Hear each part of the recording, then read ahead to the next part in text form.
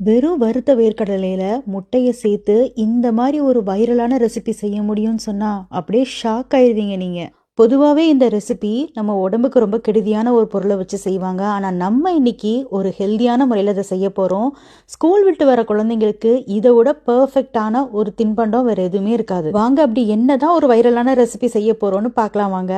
முதல்ல ஒரு பவுலில் 1 கப் அளவுக்கு வறுத்த வேர்க்கடலை சேர்த்துக்கோங்க. இல்லை உங்களுக்கு வேர்க்கடலை தோலோடு சேர்த்தா செரிமான பிரச்சனை வரும்னு தோணுச்சுன்னா வேர்க்கடலையில் இருக்க தோலை நீக்கிட்டு நீங்கள் சேர்த்துக்கலாம். நான் இன்னைக்கு தோலோட தான் சேர்த்துக்கிறேன். இப்போ இது கூடவே 5-6 போல் முந்திரி பருப்பு, 3 முட்டையை உடச்சி ஊற்றிக்கோங்க. வேர்க்கடலையோட முட்டையை சேர்த்து இந்த மாதிரி செஞ்சால் ரொம்ப நாத்தடிக்கும், வாடை வீசும் அப்படின்னு நினைக்காதீங்க. இந்த ரெசிப்பியில் சுத்தமாக முட்டை வாடையே வராது. டேஸ்ட் மட்டும் வேற லெவலில் இருக்கும். இந்த ரெசிபி போக போக அதை நீங்களே தெரிஞ்சுக்குவீங்க. அடுத்ததாக இதெல்லாம் நல்லா ஒரு சேர கலந்து எடுத்துக்கோங்க. முட்டையை நல்லா அடித்து எடுத்துட்டு இப்போ அதை அப்படியே மிக்ஸி ஜாரில் சேர்த்துக்கோங்க. இப்போ அரைச்சி எடுத்துக்கோங்க. ஃபர்ஸ்ட் இந்த மாதிரி கெட்டியான ஒரு பேஸ்ட்டாக வரும். இப்போ இதில் காய்ச்சி ஆற வச்ச பால் ஒரு 1/2 கப் அளவுக்கு சேர்த்து திரும்பவும் நல்ல மைய பேஸ்ட்டாக அரைச்சி எடுத்துக்கோங்க.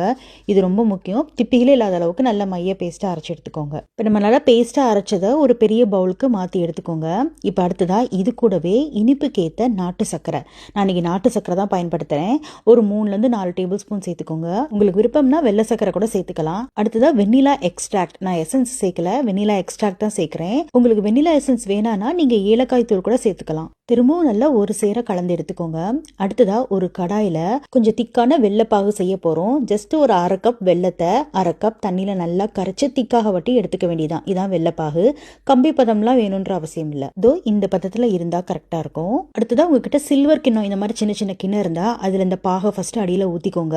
அப்படி இல்லாட்டினா பெரிய டிஃபன் பாக்ஸ்ல கூட அடியில பாகை ஊத்திக்கலாம். ஃபுல்லாவே ஊத்திருங்க. இந்த மாதிரி குட்டி குட்டி கிண்ணங்கள்ல வெள்ளைப்பாகை ஊத்தி நல்லா இந்த மாதிரி அடிபாகத்துல ஸ்ப்ரெட் பண்ண விட்டுருங்க. அடுத்ததா நம்ம செஞ்ச கலவையை ஒரு 2 கரண்டி இந்த கிண்ணத்துல ஊத்திக்கோங்க. அந்த கிண்ணத்துல ஒரு 3/4 அளவு வரளவுக்கு ஊத்தி எடுத்துக்கோங்க. அடுத்ததான் நீங்க இதை இட்லி பானையில வேக வச்சாலும் சரி, இல்லாட்டினா இந்த மாதிரி கடாயில தண்ணி ஊற்றி தண்ணி நல்லா கொதி வந்ததுக்கு அப்புறமா ஒரு தட்டு வச்சு அதுல இந்த கிண்ணங்களை வச்சிருங்க. மறந்துடாம மூடியோ இல்லை இந்த மாதிரி ஃபாயிலோ போட்டு விட்டுருங்க. இப்போ அப்படியே ஒரு மூடி போட்டு ஒரு 10 மினிட்ஸ் நல்லா ஸ்டீம் பண்ணி எடுத்தீங்கன்னா சூப்பரான புட்டிங் ரெடி ஆயிடுச்சு. இது வேர்க்கடலை புட்டிங்னு சொல்லலாம், இல்லை வேர்க்கடலை எக் புட்டிங்னு சொல்லலாம். ரொம்ப ரொம்ப ஹெல்தியானது, செம்ம டேஸ்டா இருக்கும். உங்க வீட்டு குழந்தைங்கள்லாம் இதை பார்த்த உடனே ஓடி வந்து வித்தியாசமா இருக்கேன்னு ரொம்ப விரும்பி சாப்பிடுவாங்க. சாப்பிட்றதுக்கும் அவ்வளோ ருசியா இருக்கும். கண்டிப்பா ட்ரை பண்ணி பார்த்துட்டு எப்படி இருந்துச்சுன்னு சொல்லுங்க.